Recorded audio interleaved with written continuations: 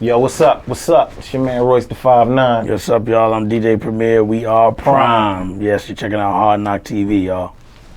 Do we still have a little bit of time? I got a couple more. This is a good interview. Yeah. He already knows. I'm like, yo, we gotta go. These are the ones I like.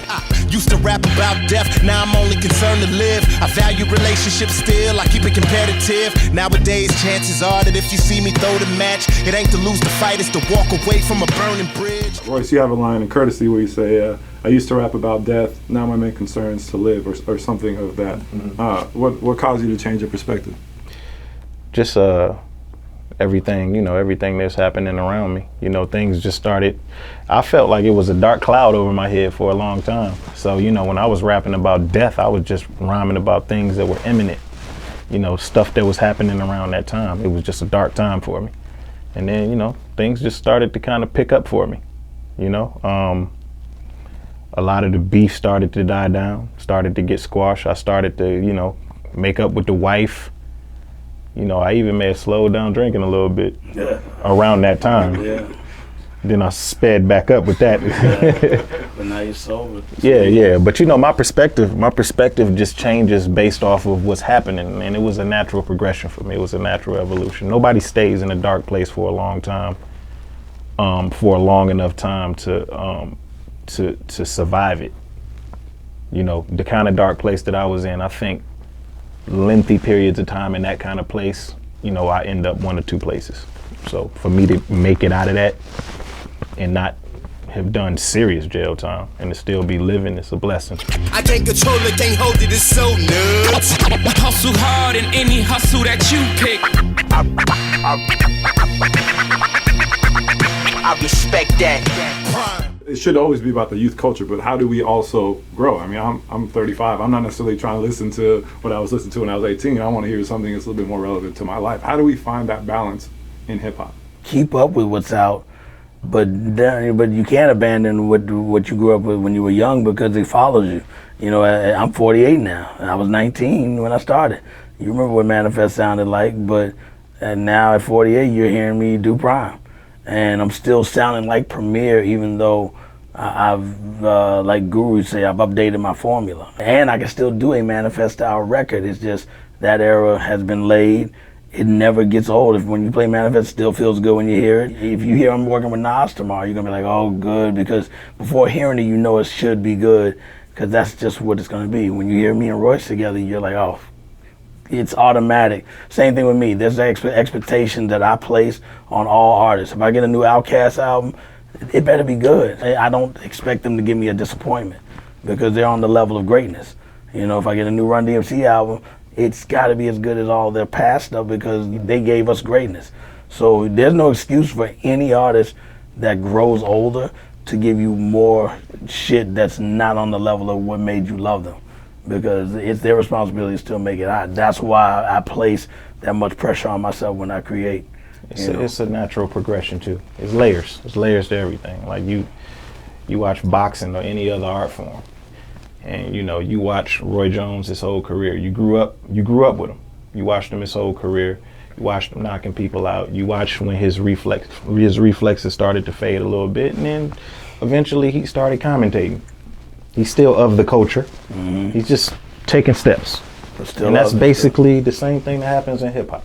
You know what I'm saying? Like, and us as fans, we go through a phase where as kids, we believe everything the artists say. We hang up the posters. Then we get to an age where we feel like, well, I'm too old to hang up posters now. I'm cooler than that now. And then eventually you get to a point where you just listen to things from your era and music affects you differently. Mm-hmm. And that's basically what it is, this evolution in every way. So a lot of the things that come out now, like Kendrick Lamar may have affected today's culture the same way that Illmatic affected me. Same thing. It's a good representation. These Michael Eric Dyson niggas claiming they king, not knowing the kind of drama that bring. I'ma be the first established rapper to hop in that battle rap ring, turn that to Gatling. Switching a little bit, you have a line on Courtesy where you say, I'm gonna be the first established rapper to hop in the battle ring. Was that before or after Joe did it, and do you still feel the same way? I said it before Joe did it. I don't know, man. I may have been just feeling like that at that time. But I've always said I'm not against it, especially after watching Joe do it. I feel like that he broke down some barriers by doing that. You know, he took a leap of faith for a lot of artists, for a lot of established artists. Did a good job too. Yeah, he did a good job. He represented well. I don't know how comfortable I would be battling a battler, especially not a killer like Hollow the Don. But maybe another signed artist, maybe another established artist.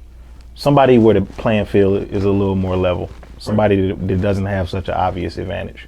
Taking it the other way around, there's some amazing battle rappers that go down as some of the illest, but for some reason they might not have platinum records. Or They almost never do. Right. That's even before the stage that, you know, Lux and Moog and Hollow the Don and Calico and all of them come down, and Daylight. Same thing when I used to go to the New Music Seminar. People like Fresco won the battle for world supremacy, and then he got signed to Tommy Boy, but none of his singles popped off. And he had the winning DJ, which was Miz, and they you know, their records did okay, but they never just had that big record. And then there's so many other battle rappers that came after them, and their records never took off, but in battles they would destroy you. And it is two approaches. The battle level of playing in hip hop cannot compare to making a record and thinking that same thing that you do applies. It's a whole different process, and it seems like that's still the struggle that battle artists have. I don't know why. It's two different skill sets. Yep. It's almost like you can't. It's almost impossible to sharpen both of them at the same time. Mm-hmm. Why do you think that is? It's just what it takes. It's what It's what it takes. Plus, Like, if most you of them wanna be don't run. Plus, most of them don't use beats. If you want to be a boxer, then you go to camp for 90 days. You train for fighting. You don't have sex. You kind of like do away with everything, and then you get in there and you give it your all, right? But you don't train to just do this, and then you throw him in the karate ring, and then he got to throw kicks, because it's just like, yo, I'm not conditioned for this. Mm-hmm. Not to say that I'm not a tough guy or I'm not talented. It's just a different skill set. Yeah, UFC fighters, put them with a boxer. It's not going to be the same. Yeah. I mean, they get demolished, you know, and that's generally what's supposed to happen when you put an established artist in there with an extreme battle rapper. So that's why everybody thought Joe was supposed to get pulverized, and when he didn't, it kind of was like, all right, well, shit, I'd like to see more of this. Yeah.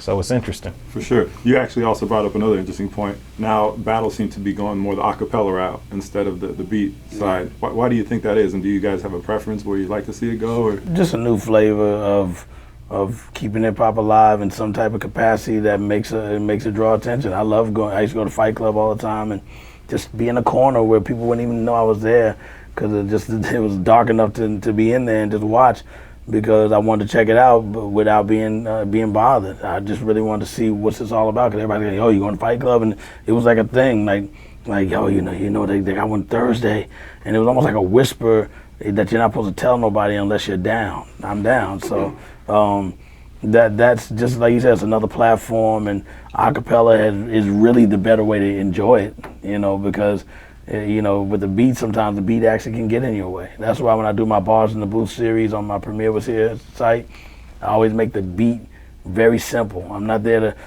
overproduce it, because we're not making a record. We're just making a beat that sounds like a Premiere beat, but gives you more rhyming room to be heard with your rhyme, not where the beat's overshadowing you.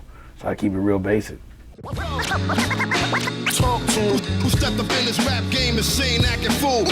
Me and PRhyme, both names go together. A lot of niggas frontin' like they ill. Word. Getting back to the album a little bit, do you guys have a favorite track? I have two, You Lose, and I like Wishing, which is a two-part song that changes beats, which was his idea, which I didn't really get what he was getting at until I took a nap waiting for him to write it, and then when I woke up, it was all done, and I was like, wow, and then we ended up getting comment on it. So you'll be hearing that soon. Yeah, mine's is To Me, To You. Is that what we ended up calling To Me, it? To You, yeah. With J Electronica. Yeah, it's just What's that like? really, really, really raw. Really, really, really raw. And it's just me and Jay Elect just rhyming about whatever we feel. One of those scatterbrain all over the place joints. And the beat is just, it's actually, can I let the cat out the bag with that sample? Yeah, go ahead.